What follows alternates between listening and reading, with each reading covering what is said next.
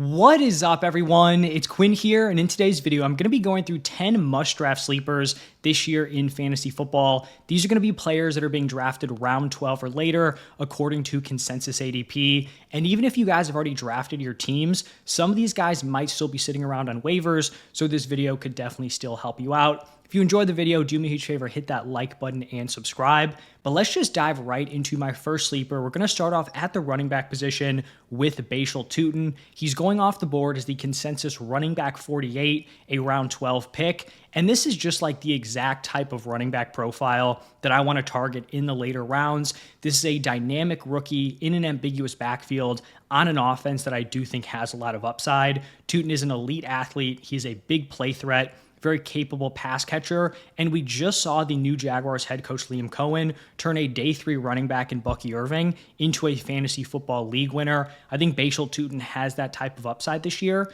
Now, obviously, this running back room is crowded. You have Travis Etienne, you have Tank Bigsby. If both those guys are on the roster week 1, Bhayshul Tuten is going to be the clear-cut RB3 to start off the season, but I think there's, potential that one of those guys gets moved. That's been rumored pretty much all offseason.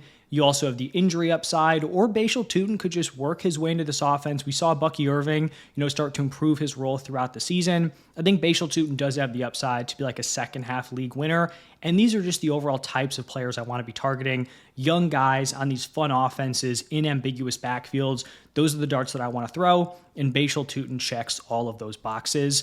Now, I kind of just want to talk next about pretty much the entire Commanders backfield. I haven't really had a chance to talk about any of these dudes since like the whole B-Rob, JCM breakout, the craziness that's happened in this backfield. So I want to touch on all 3 of these running backs. I think at cost, they're all, somewhat interesting picks. So I want to start off by talking about Ja'Cory Crosky-Merritt, Bill Crosky-Merritt. Seems like he wants to go by Bill. I'll go with that.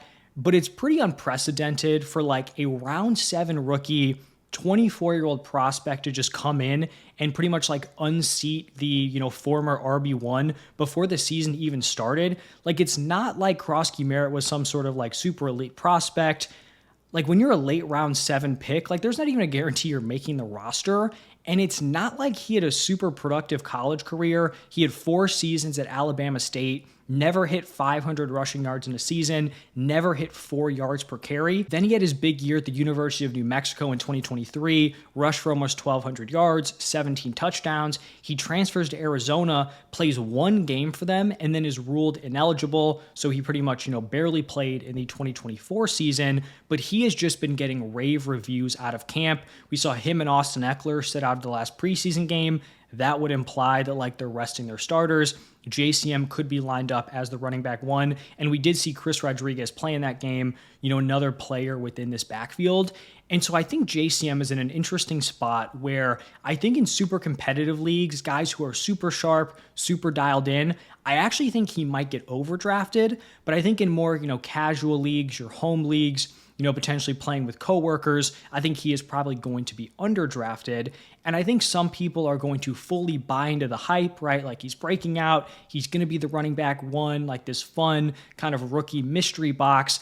I still think we have to remember that this is a pretty low upside role, right? Like early down work on an offense where you're probably not going to get super involved as a pass catcher, where you're going to have Jaden Daniels vulturing near the goal line. You have Deebo Samuel potentially vulturing. Dan Quinn has also kind of agreed that Chris Rodriguez would be replacing B-Rob in like the short yardage goal line situations. So this is not like a dream role for JCM, but I also don't want to fade him because like there's clearly a lot of smoke here. Where there's smoke, there certainly could be fire. And so right now with his ADP in like round 11, I think he is a really solid pick in that range.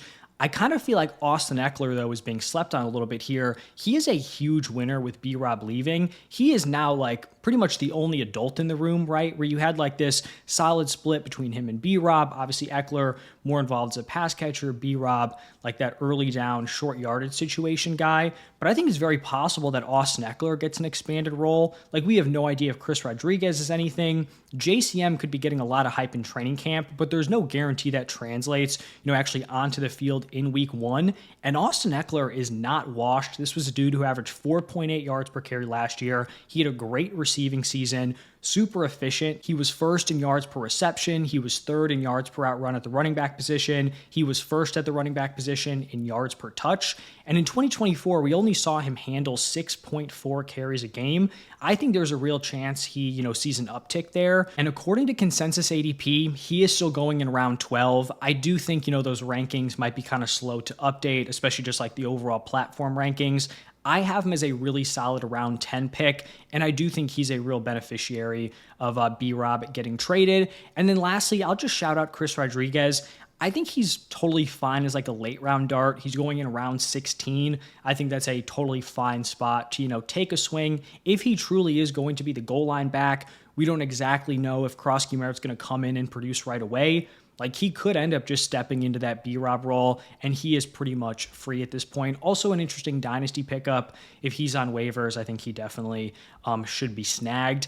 And then I also want to touch on the Texans running back room, because I think all of these guys are also interesting picks where there is still a lot of uncertainty with Joe Mixon's injury. He does not have like a legit return timetable in place here. And there's like a real non-zero chance that he's done, either doesn't play this year or just like is not healthy enough to be productive. And we have this very weird spot where there's like 4 viable contenders to be the Texans RB1. That's pretty much unheard of, right? Like if a starter goes down, typically it's like, all right, you have 1 or 2 guys that could emerge. Behind Joe Mixon, like you have Nick Chubb, who's being drafted in round 12. You have Woody Marks, who's being drafted in round 15. And then you have Dameon Pierce, who's being drafted in round 18. When we're getting into like the second half of the season, I think it's possible that any of those 3 are leading this backfield, or that Joe Mixon is potentially, back in the mix here. So far throughout training camp, the RB1 reps have been split between Nick Chubb and Dameon Pierce. For Nick Chubb, he obviously has like the experience edge. He has been a top tier running back in previous seasons, but he's 30 years old. He had that major knee injury in 2023, and he did look pretty cooked last season. He didn't look too bad in the preseason, so I think it's very possible he, gets the RB1 role to start just based on that experience. He is the adult in the room, but there's no guarantee he holds on to that, moving forward. Then you have Dameon Pierce, who had a very impressive rookie season and then just really underwhelmed with Bobby Slowick as the offensive coordinator. Slowick is gone. I do think we could see a reemergence here from Dameon Pierce.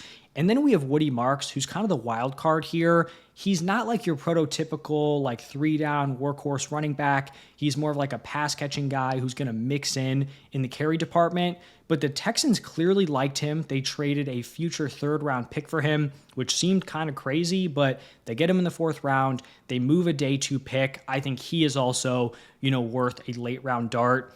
At this point, like at cost, I think Dameon Pierce is probably the best pick, where I don't think Nick Chubb is like significantly more likely to be the running back 1 than Dameon Pierce. And Nick Chubb, you have to pay up a round 12 pick, whereas Dameon Pierce, he's going in around 18. I do think like Dameon Pierce should be rostered heading into week 1, because he's one of those guys that you can very clearly foresee, like the Texans go out there, him and Nick Chubb split, he's just more productive, and all of a sudden, like, he is the locked-in number 1 waiver wire target, so he should be rostered, and if he's just not involved, then you cut him, no harm, no foul, but I think you want to be a little bit ahead of the curve here, and he should be on a roster heading into week 1. Now, moving over to my only tight end in this video, I want to talk about Hunter Henry. He's going off the board as the tight end 18, a round 12 pick.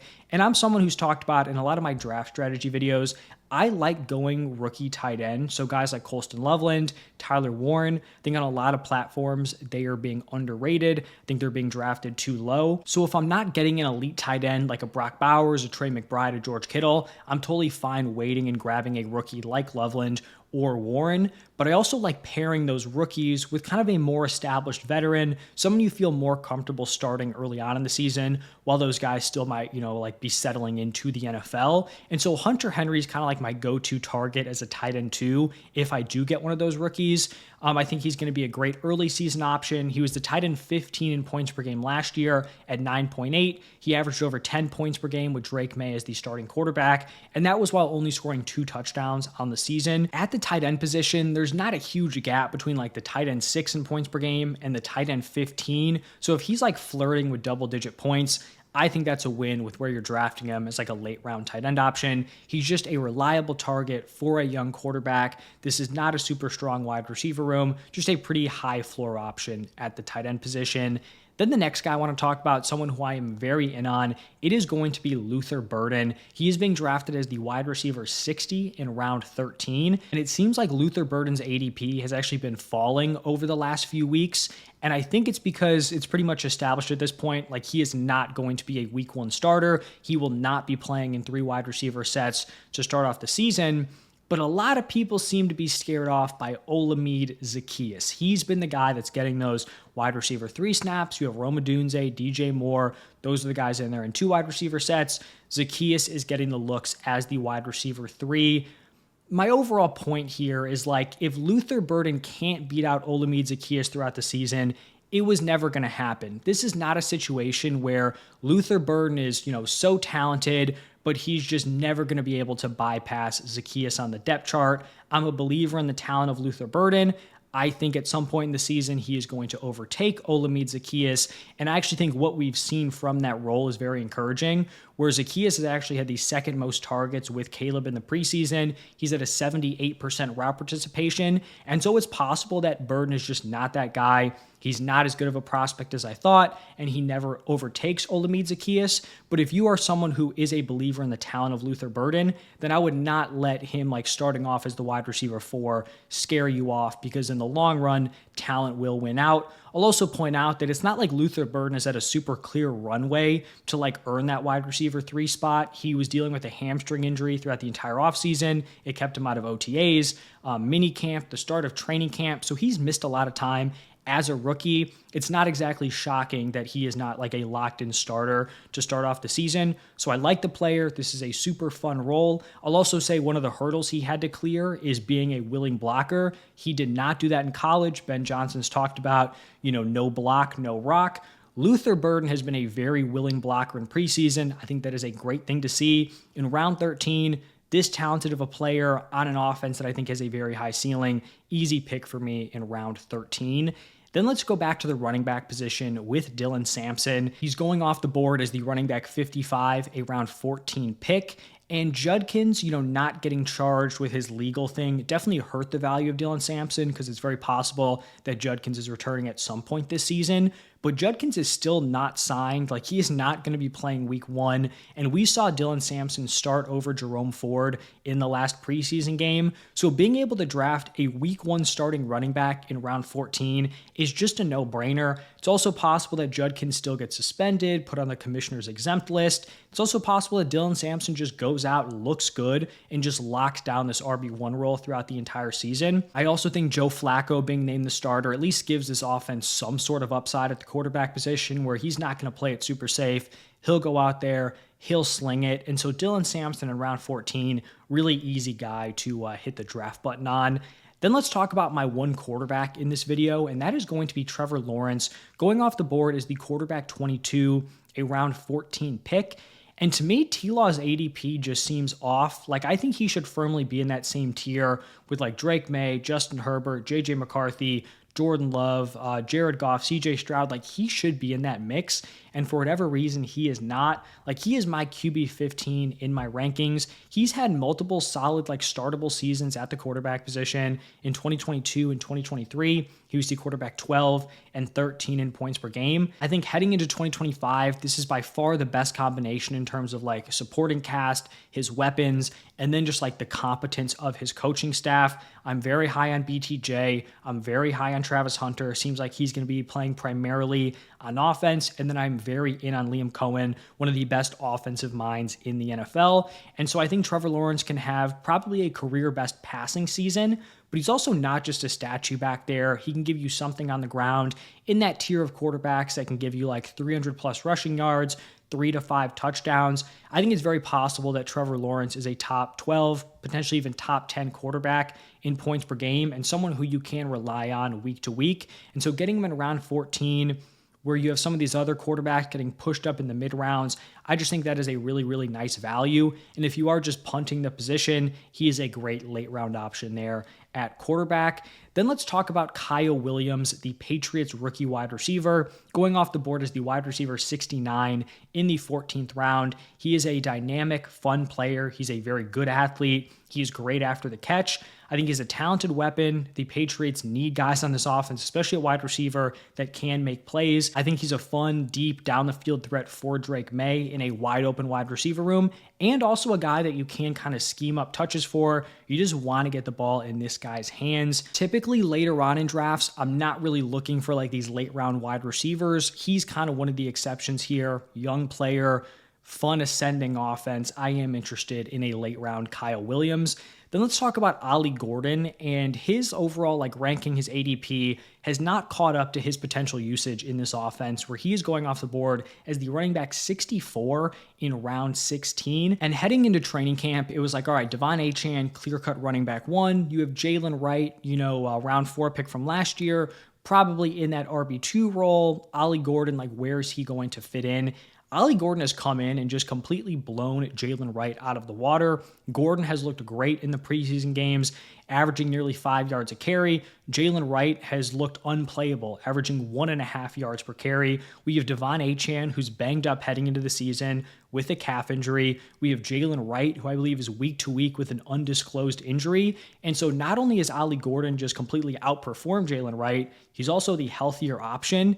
And there's a chance that Ollie Gordon is just stepping into week 1 as the starter. Now, I still think that Devon Achane has a really solid opportunity to play, but it's not, out of the question that Ollie Gordon could end up getting a lot of run in week 1, especially if they're kind of easing Devon Achane back in. And he is a big running back with a fun skill set, 6'1", 226 pounds, really productive pass catcher in college. And you would look at that size and you would think, all right, he's going to be the super physical, bruising running back. That really wasn't the case in college, where he actually didn't deal super well with contact, but he has looked like a different runner in the preseason. This is an offense that hasn't really had an established goal line back. Devon Achane probably not, the most optimal option in that role. So could Ollie Gordon potentially slide in there? And then even worst case scenario, he's like a handcuff. But this is still an offense that is just a year removed, right? In 2023, from having both Devon Achane and Raheem Mostert finish as top 5 running backs in points per game. So it's possible that this offense does produce 2 fantasy relevant running backs. And at this point, Ollie Gordon is the, clear favorite to be the running back 2 behind Devon Achane. I have another running back who's potentially climbing the depth chart up next, and that is Kyle Monangai, the Bears rookie running back, going off the board as the running back 67 in round 17. And it does feel like this Bears running back room is kind of wide open. You have DeAndre Swift as the RB1. You have Roschon Johnson, who I did like, heading into the offseason as a sleeper pick, but he really hasn't had a ton of buzz throughout training camp. It is not seeming like he is standing out. And you have round 7 Kyle Monangai, who, has been impressing in camp. I think he can be that early down power running back on this offense. He's not huge. I want to say he's around 210, but a potential Jamal Williams-esque usage, where Jamal Williams also in that 210 range, but was used as that power back, the touchdown guy in Ben Johnson offense with the Lions. So this is just an offense I want pieces of. I'm not really sold with DeAndre Swift to be this stud RB1. It seems like the depth isn't really stepping up. So Kyle Monangai, potential handcuff with the opportunity to just earn a legit role throughout this season.